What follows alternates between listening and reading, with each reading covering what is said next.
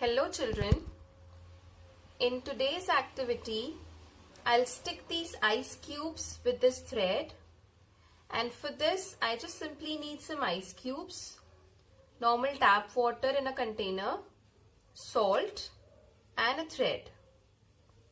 So if you try to stick these ice cubes with this thread, it's not possible even if you keep it for an hour.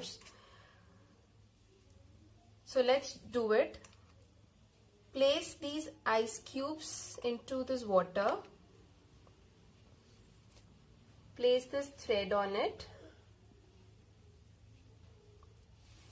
and sprinkle salt on this thread.